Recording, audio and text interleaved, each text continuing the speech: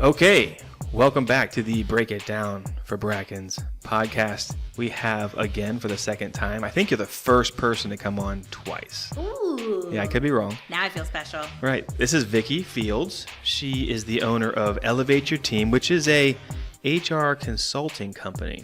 And this podcast is about elevator pitches. So I could give you my explanation of what I think her company is.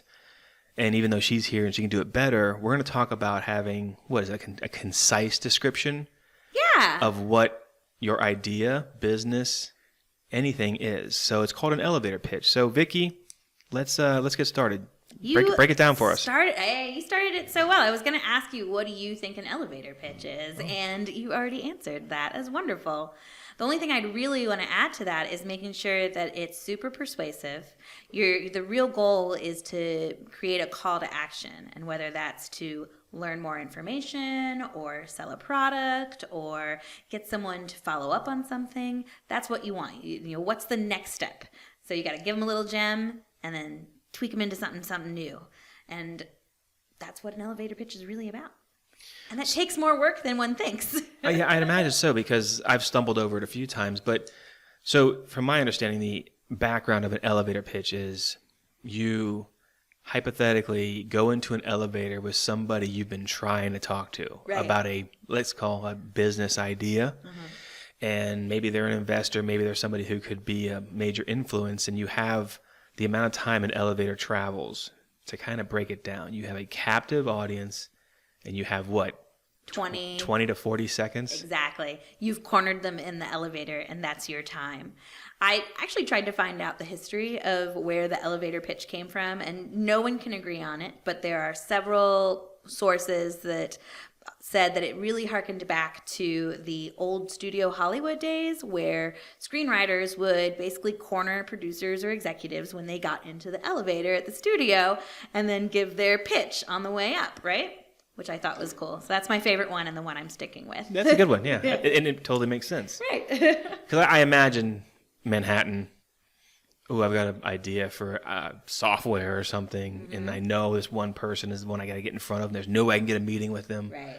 So I'm going to try and ambush them. I was going to say, I think the bigger the city and the taller the buildings, the more time you get. Mm-hmm. That's nice. Yeah, and the just the idea of bumbling over it. And now I'll segue that into our running group, which is called Bros and Bras, which leads a lot of questions just in the name itself. Like, bros and bras? Is it big guys running with support or something like that? And people would ask me, people would be like, wait, what is Bros and Bras? And in the first year and a half, it was hard to define, mm-hmm. especially under a pressure of 20 seconds or however long it keeps. So why don't you start breaking it down for us? Teach me something. Let's talk about a couple things to avoid first while we could break into the consideration part. Some things to avoid is making sure that it doesn't sound over-rehearsed or stuffy, which is easy to do because later I'm going to tell you need to practice it.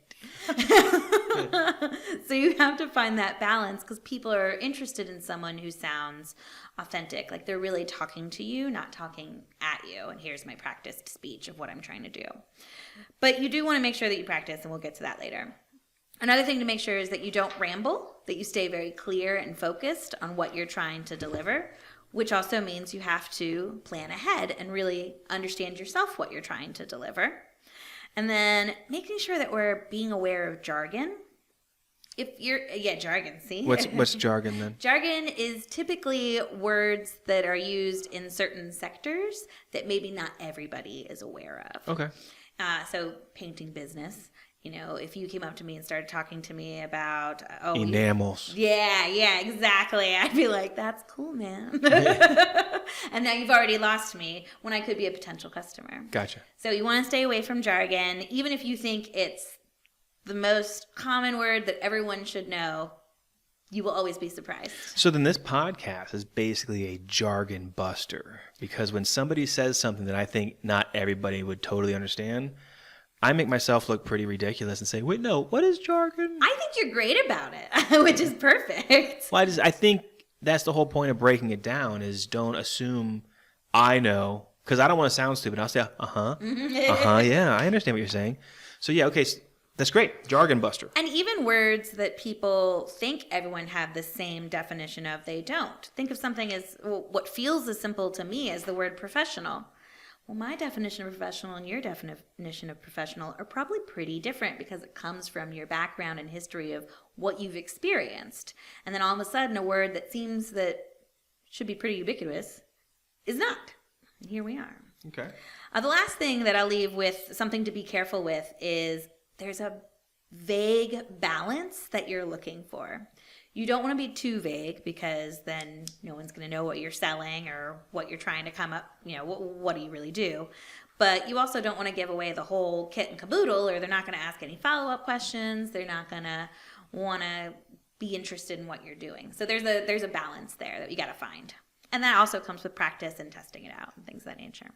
Right. And are you insinuating that you have a call to action versus being vague? You definitely need a call to action. And I don't want to jump ahead. I'm just... No, you're good. We definitely need one. And it comes from who are you talking to and what setting you are in. Mm-hmm. Because your call to action is not the same with every conversation that you're having. So it's something we have to consider. Okay. That's actually the first step in creating your elevator pitch, is things to consider. So the first thing you want to consider is really being able to define what your organization does. And these can be your notes. This is not your full final elevator pitch. These are just all your notes that you're writing down. What does your organization really do? And then, why do you enjoy it? And a lot of people might not think about that when they're trying to sell something. Like, what does me enjoying it have to do with it? Well, it has a lot to do with it. Because when you start to talk about something you really enjoy, you start to smile, you brighten up, and people might not always remember the exact words you use, but they absolutely remember your energy. And if they're like, hey, remember Kevin was talking about how exciting enamel paint is? And I don't know what that means, but I got a room to paint and I'm going to call him. Nice, yeah. So, yeah, and I was just thinking about nonverbal cues. A very big one, yeah. What problems do you solve? Because all businesses are solving some sort of problem, so you want to make sure you're identifying that in your pitch. Who your client is, and again, that can change depending on what setting you're in, so something to think about. But an ideal client is always good to have in your back pocket. How can you help them? What value do you bring? And what makes you unique? Those are all things you really want to consider. And that can be a lot of notes. I couldn't even keep up taking notes. So no, we're probably on like 7 or 8 different concepts that you want to cram into 20 to 30 seconds. Like 2 or 3 sentences. Isn't that crazy? Yeah. But the nice part about doing your homework and considering all these things is that it's all out in front of you, and it's much easier to see the patterns at that point. And once you see the patterns of what keeps coming up in those questions, you're able to condense it down. Oh, this came up 3 times. This clearly needs to go in the elevator pitch. Oh, this came up 2 times. I want to try and find a way to put that in there. I only brought this up once. Is it really that important in the first 20 to 30 seconds? And that's how you can start to create. So we consider, and then we create. Some things to keep in mind while you're going through everything is you have to be excited, which we talked about earlier. You need to have some energy when you're putting this together. So if you're not in a good mind space, I think we mentioned this earlier, sometimes you're just not in the right mind space to do this kind of work. Do it later. Be in the right space to be excited about the work that you're doing. If you're having a down day, today's not elevator pitch day. And then, so when we get to creating, that's what I wanted to talk about. We'll get your notes, you find your themes, figure out what works for you, and then you have to start asking yourself, how do you boil that down to a couple sentences? And that takes time. And often you can start writing it out, and you'll start with like 7, 8, 10 sentences, and then you can start to pare down more and more from there. So then I guess the size or the length of the elevator pitch is dependent on who you're talking to. So if you have multiple targets, you could catch a CEO or a person in charge of whatever who may have an influence, but it could just be a customer, right? Okay. Maybe you're just at a networking event and you're just trying to showcase who you are quickly without sounding like you're over-bragging. So a networking event might be a great place to practice. It's an amazing place to practice. Right. I honestly really miss chamber events and other networking events like that, because you got that opportunity to practice your impromptu speaking skills, make connections with people that maybe you wouldn't have normally. Now I see them all. I saw you on Zoom call. What was that, yesterday? Yeah. You see everybody, but you don't really get to talk to them or touch base, and it's tough. It's a different world, and you can find those opportunities. People are attempting to create them, but I think we're also all just looking for the end of the light at the end of the tunnel at the moment. Yeah, I was just thinking back when you're talking about creating an elevator pitch and who you're going to say it to, and a networking event like a chamber event where you might talk to 4 or 5 people. I was just getting a flashback to when I was coming out of college. I was trying to get a job in campus recreation. Okay, yeah. So I went to the national conference where they had a job fair. Nice. And for 2 days, universities that were hiring would schedule interviews with you, and you could give them your resume. I just and it was tables and tables and tables of colleges, particularly for the job hive. And I remember stumbling over who I was and what I was trying to do and where I was from, and not trying to overwhelm them, but trying to make a point when I handed them the resume. That's a great way of, it was a little too hot because I was trying to get a job. But if I was maybe just practicing to try to get a job, that would have been the best place, because I'm just over and over and over again just shotgunning my resume out to everybody and saying close to the same things. But I kind of wish I had this podcast before I was doing that. Especially when, we're that young and fresh-faced, we don't always think about the amount of time and effort it takes to look effortless sometimes. Right? Yeah, I'm very familiar with that. The pro move with all of this, by the way, when you're talking to people at these events, is actually try to get them to talk first.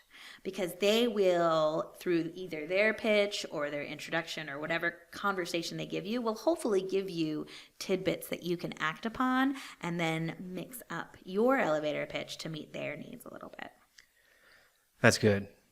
I love it being able to, when I used to go to big training events all the time, I loved being able to meet people and then ask them 2 questions, my 2 favorite questions, depending on what time of day it was. What do you hope to learn today? Or at the end, or after an event, what is your big action item when you leave here today? Because then I could really get an insight of what excited them, why they were there. Is there something I could do to be a part of that? Great. All right, so creating. We've created, right? It's really about narrowing it down. You've got all those thoughts, and you narrow, and you say it over, and you narrow it, and you say it over, and you narrow it until it's little itty bitty, and you feel comfortable with it. Then let's role play a little bit, because I feel like I'm getting overwhelmed with information already. It's a lot. Okay. So what would you ask me to do to fail, most likely? To fail. Yeah. Try to tell me, give me your elevator pitch for your wonderful painting business. Okay, so I've already been thinking of this through anxiety for the last 4 minutes. I'm like, she's about to ask me to give her an elevator pitch. I want it. And I was listening to you talk at the same time, processing in my head, okay, I need to say this and this, I gotta say that, and I gotta say that. I don't know which company she's gonna ask me about. Oh my God. So, no pressure. You got it. I have faith.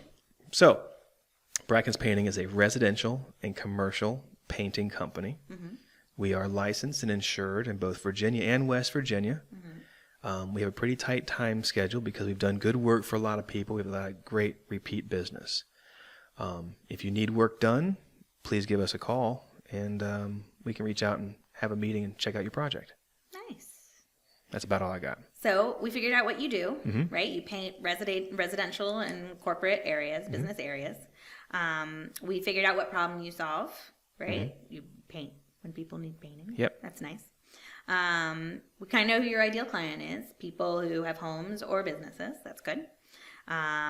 We talked about how you help them. We talked about what I like that you added the statistic about the fact that you're licensed and insured. That's really important with small business. Sets us apart a little bit. Yeah, exactly. It makes you unique. Check. But I kind of want to know why you enjoy it. What's important about it for you? That's great. Yeah, I should have included that I am a fourth generation painter. So Ooh. it's been passed down genetically somehow. That's wonderful. Yeah, my father, my grandfather, and my grandfather's uncle. And you see, I'm going to remember that before I'm going to remember the rest of your pitch, to be honest with That's you. right. So I got to unique weasel that in there thing. somehow. Yeah. I actually was thinking about your business when I was putting all this together. And something I thought about is that you help homeowners and businesses reinvent their space through color, quality, and professionalism, which I thought was kind of cool. That sounds like my website. Well, the quality and professionalism that's where I got those two words. Okay. I was like, those are his. Yeah. But I think that, you're more than just a painter.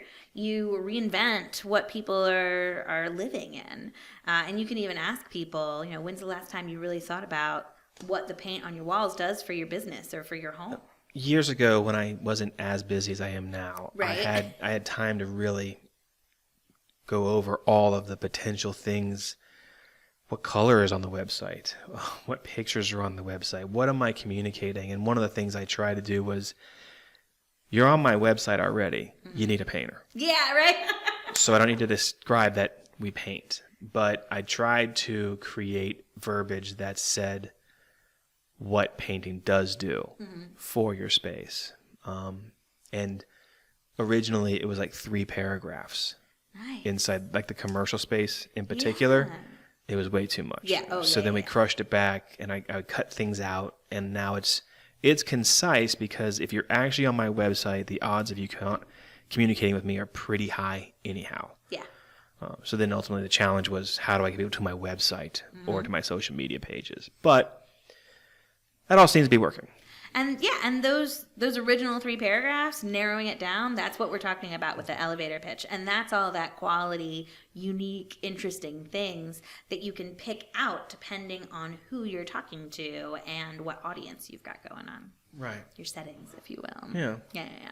But all of this is for naught if you don't practice. We also talked about that earlier. You don't want to over practice because you don't want to sound stuffy, but you also don't want to stumble over yourself. And not everyone is sort of great at public speaking, if you will. Totally. Yeah. That's why I want to get involved in Toastmasters with you. Toastmasters, right? Got to practice. For those of you who might have missed the last podcast, Toastmasters is a public speaking organization. They're worldwide, and we have a local club here in Charlestown, West Virginia, called Hollywood Toastmasters. And we do exactly what it sounds like. We practice speaking, we practice leadership skills in a safe environment, so that way you can practice your elevator speech. You can feel comfortable talking to others and getting your point across in that moment, so that way you don't feel... Yeah, I love it. I'm definitely all of that, all of that. I'm definitely getting so involved. So you got to practice. You got to practice your pacing. Are you going too fast? Are you going too slow? Was I too fast? I don't think you were. I feel like I was like... No, I felt good about it, but I like a little upbeat to myself. So that was me. The other thing that we have to think about is tone. Mm-hmm. And you have a nice voice, but your tone can sometimes get a little monotone because you've got that wonderful deeper register. And so that's the only thing you have to worry about. But I think you do a great job at either being aware of it or just naturally making sure that you've got great inflection. Thank you. Currently, you're getting radio voice. Hey, I love it. It works. When you do your elevator pitch, think radio voice. Yeah, Jenny loves my podcast voice. She's like, "Oh, it's just butter," and I'm like, "You're ridiculous." That is wonderful. Yeah, so I can imagine though, I could get excited, I get high pitched. Sales are your elevator pitch. It's like a long elevator pitch, like when you're on a sales call. I go in. I just went and saw somebody today in Purcellville, and I was like, explaining what we can do and what has to get done before we get here. And I adjust my sales personality in tone of voice and vocabulary to match the customer. Oh, perfect. So that it's an easy, digestible conversation. Mm-hmm. Yeah. Whereas if I start talking about different types of enamel-based paints, I might lose them, right? Yeah, so where it counts, I try to get that information across. Mm-hmm. But I know in the past when I've tried to sell things, when I was new to selling that product, I was just rapid fire, this and then this and then this and then this and then this and then this. Don't forget to check these boxes. And I lost them or I sound like a knucklehead. So I get it. Well, you lose the authenticity to that person, and whether they're buying a product or just trying to have a conversation with you, they want it to still be a person they feel like they're connecting with in some level. And you have to keep that in mind. I love the fact that you basically said that you flex your style to who you're talking to. Right. That's an incredible leadership quality. That's an incredible sales quality. And it's important, even in a sales pitch or elevator pitch, that we do that. Again, another reason why I like to try and see if I can get them to talk first, because it gives you those tidbits of what's going on. That's a negotiation skill you're touching on there. And I studied negotiation back in college and then before college a little bit, and then I'm starting to read a few books about it now, again, just to kind of refresh my brain, particularly for the sales pitch side of things. But getting somebody else to speak first, either in an elevator, which is too literal, but or at a networking event, it's not. Personally, I don't like. My style, I think, is to be the conversational aggressor. Like, I'll start it, or I'll call out something that's awkward, or I'll, you know what I'm saying? Yep. I'm not afraid to put myself out there to be the person that starts the conversation with a group of people that aren't speaking. That happens so often. If we haven't missed anything, or I'm sure you have more to say, but before we wrap up, why don't you help me make an elevator pitch for Bros and Bras? Because I continuously stumble over that. Okay. And I know my crew stumbles over explaining who they are also as a community. Not even a group anymore. It's a community of people. It is a great community. Yeah. I think the only thing I wanted to add was back to that practice piece is also try doing it in front of a mirror so you can see what your body's saying. I think we vaguely mentioned that earlier, but your body says a lot. Oh, and man. you don't realize it until you see it. So either record yourself, which also works really well to look at it later, or do it in front of a mirror. And I know it feels ridiculous, but you'd be amazed how much your body is saying that you're just not aware of. I know from my military experience, as a leader in the Army, it's a little bit rougher environment than normal life, that I carried myself in a certain posture that I've taken 20 years to shed. Like, I still carry that shoulders back, chest out, direct speaking. Doesn't always go well, depending on... Back to flexing your stuff. Yeah. But sometimes it's innate, and you don't know you're that way. And I remember I did some mirror training many years ago, and I'm like, God, what a dick. Dude, I look terrible. Why? No wonder. Like, I couldn't quite understand why some people had certain reactions to me, and then I did a lot of reflection on myself, and I was like, no wonder. I'm not a drill sergeant. I shouldn't even talk like that. Why am I so, and, but I get it. So rehearsal is definitely crucial, because you can have the perfect pitch, but if you're coming at people like you're trying to have a fist fight also, it's not going to translate, right? It is not. Cool. All right, so Bros and Bras. Let's talk about them. All right, let's see if I learned anything here. Okay, I took some notes, then excited. I got distracted. So I got to avoid jargon.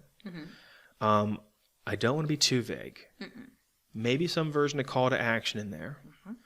But I have to describe what my organization does.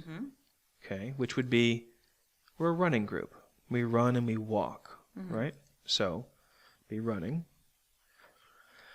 Why is it enjoyed? Okay. Why do you enjoy it? Better question. Man. I personally enjoy Bros and Bras because of kind of the friends and family buzz you get. When you go to a non-confrontational Thanksgiving dinner with family you haven't seen in a long time, you're like, wow, that was really nice. Or you go to a birthday party for a niece or a nephew, and you see cousins and sisters. You get a nice feeling after spending time with family. That's the family effect I get with Bros and Bras. And it's a very large group, but we still get we still all feel good when it's over. At least I do, and I assume others do as well. From the posts, it looks like people really do enjoy, and you have people continue to come back and continue to be motivated by it. So there's clearly something happening there. And that reminds me, part of this pitch should be that there are 7 volunteer-led events per week. That's a lot. Like, I'm not even in charge. I haven't been in charge in 3 years, and it's still just kind of breathing on its own, which is really, really amazing. And I'm really proud of that. When did this start again? We're 6. So it's 2014. 2014. quick math. Yeah. It was 14 or 15, somewhere in that range. Yeah. Very nice. Very nice. We just turned 6. So we've talked about what your organization provides a family opportunity, or a friendly non-judgment, because that's a big word you guys use a lot, and I think that's important. A friendly non-judgmental opportunity to run or walk around town. I'm just throwing words out there. Mm-hmm. Let's see, what problems do you solve? I can explain that when I pitch you. Okay. I'm not sure I can explain it without pitching. So I'll just pitch Who's then. your ideal client? Okay. Everybody. Bingo. Yeah. Ideal client. So here's what it is. And this is the rough one, people. This is the rough one. What is Bros and Bras? Bros and Bras is a social and fitness running and walking group that meets in Jefferson County. We have 7 volunteer-led events per week, which is hosted on a calendar online, so you can find it there. The motto of the group is no judgment, no expectations, which means if you're a runner and you feel like walking today, nobody's going to judge you. Primarily, the group is middle and back of the pack athletes, so it's more about socializing with good people and still getting your fitness in. Okay, what did I miss? Good start. Your call to action in the end. It doesn't always and have then to be I got the end. monotone. Yeah. You did get a little monotone. I was going to say that. Yeah, your call to action, I think, is the biggest thing. But that was a great rough start because you really got, I think, all the really important pieces in there about it being a safe environment, that it's located in Jefferson County, because your ideal client doesn't have to particularly live in Jefferson County. Maybe they work here and they catch it before and after, but it's located here. So I think that's important. So ideal client, and then the monotone, but that was radio voice people. I cannot, once I get into this character, I can't stop being radio voice Kevin. So stupid. Ideal client. So that was middle in the back of the pack.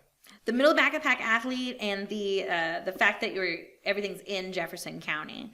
So that way you're not saying you have to be a resident of Jefferson County. It's just that this is where it's happening. We'd love to have you here. I don't know how to kick in the emotion part. By nature, for some reason, I'm very light on the emotion that I show. Whether it's excitement, sadness, happiness, enthusiasm, somehow my personality is very, there's no heartbeat right there. In the middle. Yeah, it's I just don't show emotion. And you're that T-shirt where it's like Darth Vader's face over and over again. It's the same thing. It's just happy, sad, angry. yeah, Kevin. And I don't know where I get that from, but I'm very just a straight line. There's no ups and downs. I do get excited from time to time, but it's hard to show emotion. Well, and that's the thing. Because you're not an roller coaster emotional person, you certainly do not want to deliver your elevator pitch like that, because then it's not authentic. It's not who you are. But you do need to not be at the flat, Bueller, because then you lose people. Okay. But what I think you need to tap into is that we were talking about that feeling that you get of being with a group of people to meet your fitness goals. That if you can tap into that feeling, that natural excitement about what this organization does will prevent that monotone from happening. Okay, I'm going to try and break character. Oh, okay. All right, I'm going to try and break not radio voice. And I'm going to try, okay, I'm trying not to look at my notes. So, why do I enjoy it? Pain point. Okay, so what is Bros and Bras? So Bros and Bras is a social and fitness group that focuses on running and walking. We're a group of middle and back of the pack type of athletes. We're not super fast. Some of us are really slow, but even if you're just a walker or you're a good runner, this group is for you. There are 7 volunteer-led events per week, so there's quite a bit of things happening during the week with all kinds of groups, from grandmas right down to athletes and younger people. But it's more of a social kind of group. You can find our calendar and our information on social media. But ultimately, because the motto is no judgment, no expectations, anybody can come out. You can come every day. You can come once a month. We're cool with it. So we're just out there to have fun and be social. That was nice. I like that whole, you could see it in your eyes. I know maybe you didn't see it, but I could see it in your eyes, the spark of how much you really like being with that group of people. And that's the energy. That's the excitement that you want to make sure that you're giving to others. Good. Oh, nice. So what do I need to do to learn? Well, and you did give me a call to action. You told me to go on social media and check out these amazing events that are happening all the time. So I left it just vague enough because now you need to follow up with, well, what's the social media or how do I find out? Exactly. Sweet. Exactly. That was great. Awesome. Look at you. Thank you. Thank you. I love it. Yeah, so that's what I've kind of been saying, but that took a long time to come up with. I believe that. The other pitch, sometimes it's not a pitch, sometimes just answering the question. Someone says, hey, what's this Bros and Bras? I see the store. Are you a shoe store? Are you, I've had a lot of accusations, tons of rumors on what we were, especially in the first 3 years because, the name led to assumptions.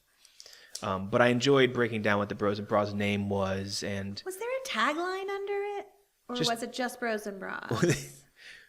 We had a tagline that said 75% fitness, 75% social, which was just nonsense because the group is just nonsense. Like, it's fun, right? And we don't take ourselves too seriously, right? And that's the best part of it, right? So, I guess another version of an elevator pitch is answering the question. So if you're in the elevator, literally, and someone says, "Aren't you that Bros and Bras guy?"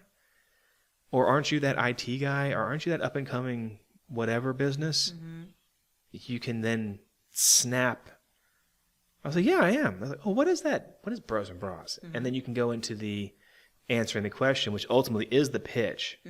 But another nice thing, if you're cornered like that and someone, well, I say cornered, it's not a bad thing to be cornered and someone asking you about your business, but if you're in that opportunity, you can even, before getting into your pitch, go, "Yeah, how'd you hear about me?" And just so nonchalantly, A, it buys you time to get your thoughts together, and B, it hopefully gives you a little bit of insight on where they're coming from, so that way your pitch can be tailored to them.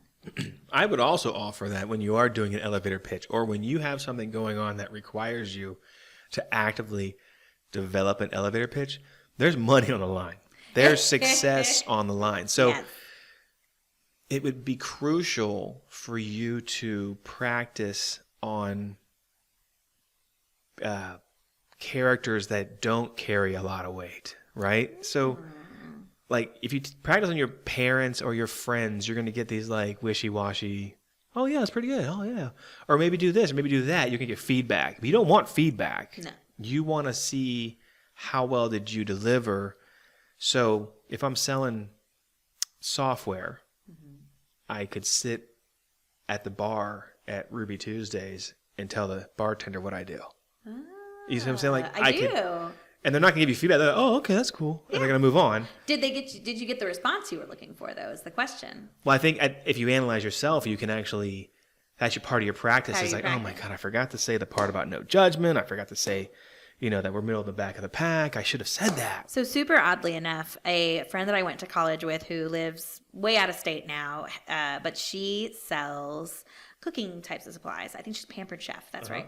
And she totally sales pitched me in chat in Facebook, which is fine. That's what she does. And she knows I love to cook. We're both in a cooking page on Facebook as well. And I very politely was like, at this moment, it's not really what I'm looking at, but I do appreciate it. And then it quickly segued into, how is your business going with the pandemic and everything? And she, gave me her quick little synopsis. And then it opened the exact door I was looking for, which was, "I saw you started a business recently. What exactly is it?" Perfect. Yeah. So I practiced, I typed it wasn't talking, but I typed in my elevator pitch and quickly realized I had too much jargon in it, because she immediately goes, "So are you like a HR consultant?" I'm like, son of a gun, I just need to start with that. Like, that's what people understand, that's what people know, even though I think I'm more than that, but in the end, that's exactly what it is. I'm working with business people to help find ways to make their team members more productive, to find that passion, because everyone's got a passion to be successful. We just have to either reignite it or refocus it so that the team members can be more successful, thus the business can be more successful. Give me an example of an ideal customer that you would do that for. For? What you would do your HR consulting for, whether you're creating training. Like originally you were talking about the restaurant industry. Restaurant industry is a great one. So use a fictitious or whatever restaurant and tell me what are some of the things you could do. Just upper level stuff. Upper level stuff. Yeah. First and foremost, we can talk about alcohol service training, customer service training, and then manager training if you've got some sort of leadership level in there. Then we can talk about policies is not the word I'm looking for. Job aids, SOPs, things to make sure. Standard operating procedures. Jargon! Well done. Yes. Making sure that the product that you're trying to deliver is delivered consistently, no matter who you've got in place there. And that's kind of where I would start with a restaurant. Let's use McDonald's for a second. So McDonald's has a management staff. They have a supervisor staff, probably. They have frontline type cooks and drive-through people and register people. Yep. Right? And then maybe a janitorial staff. So then to some extent you would help a restaurant. I mean, McDonald's, I'm just trying to, it's easy to describe. They don't need me. They have a whole thing, but we can start with them. Yeah. So let's say a McDonald's is struggling, or a McDonald's type business is struggling with keeping their, having their register people say the right things. Do you want fries with that? Like that kind of thing? It seems so simple, but yet there are people that absolutely either don't understand that consistent message makes the product, or they're just not interested. So you want to start with setting your expectations, and that means right setting. No matter if people have been through it before or not, you want to pretend that maybe not everyone got the message. And so you craft the message with the business. Then you deliver that message, whether it's simple enough as an all-hands meeting with a quick customer service training. This is our level of service that we expect, and moving forward, this is how we expect you to deliver it. And then you can do like role playing too with fake customers. Absolutely. Good. So you do. You got to practice. We just talked about that, right? Right, We've got to practice. Right.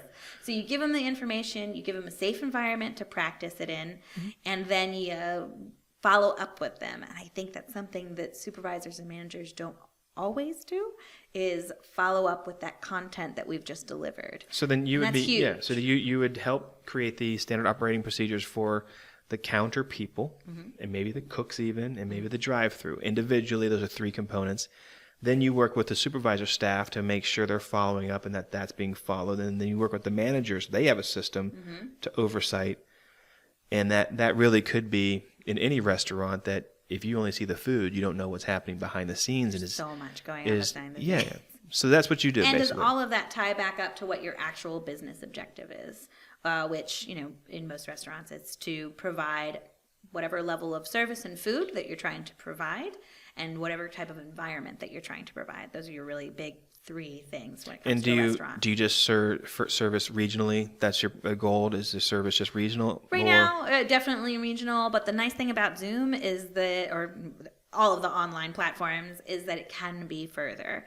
I love the interaction piece of working with people, so I am hopeful to be back into that realm again. Yeah. But at the same time, if you're just looking at reshaping your orientation and your standard operating procedures. Orientation, you mean like when someone's just hired? Yep, when someone just gets hired, you typically have to sit through something that tells you what the standards are and what you're supposed to do moving forward. Sometimes it's very formal, sometimes it's, here you go, good luck, and everything in between. Okay, so before I let you totally pitch your business, I'm going to say that with the post-COVID being on the horizon. It feels so close. I know DC opened up today. They opened up indoor dining today, I believe. Wow. Yeah, but even though the counties outside over in Maryland have not yet. But I know that's happened. But you got to figure, if you're a restaurant and you weren't open even at full speed, if you're open a little bit but not at full speed, you're down to a skeleton staff. So at some point, there's going to be a mass hiring of restaurant staff. And that means that everybody's new, which means there's tons of orientations and tons of in-house training, and you've got to get them up to snuff pretty much immediately, but you don't know when it's going to open, so you don't know when to hire. I think Vicky might be the one to call. Am I right? I mean, I definitely fit that groove, for sure. I love it. Customer service is something that I've done for so long that it's just second nature. I want to help other people. It's just what I've always done in my career. And it's a good opportunity now to really refocus your customer service goals and what you're trying to accomplish and get people back on I love it. You just created urgency. So get a hold of Vicky. She is going to tell you right now how to get a hold of her and all that fancy stuff if you are in need of her services. If you are on Facebook, it's Elevate Your Team. And if you want to Google me, it's VickyFields.com. Elevate Your Team. Perfect. Nice and simple. Anything else we need to do? I don't think so. This was a really great time. Thank you for having me. Thanks for being on the podcast again. I appreciate it. Absolutely. It was wonderful to speak to all of you again. Nice. Have you heard of Brackens painting? I started Brackens painting back in 2011. We do both residential and commercial painting. We have contractor's licenses in West Virginia and Virginia, and we carry all the necessary insurances like workers' comp, general liability. We operate a small staff that focuses on meeting the homeowner's needs and project managers' timeline expectations. We try to have exceptional attention to detail. If you're interested in doing any sort of commercial or residential painting, please contact Brackens Painting. More information can be found at www.brackenspainting.com.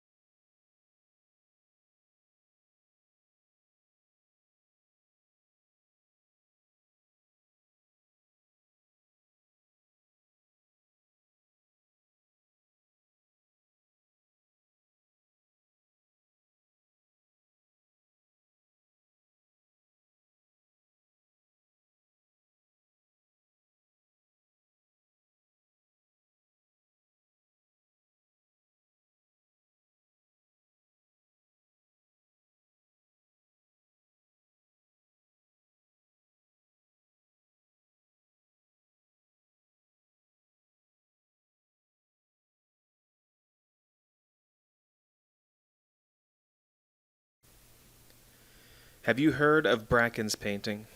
I started Brackens painting back in 2011. We do both residential and commercial painting. We have contractor's licenses in West Virginia and Virginia, and we carry all the necessary insurances like workers' comp, general liability. We operate a small staff that focuses on meeting the homeowner's needs and project managers' timeline expectations. We try to have exceptional attention to detail. If you're interested in doing any sort of commercial or residential painting, please contact Brackens Painting. More information can be found at www.brackenspainting.com.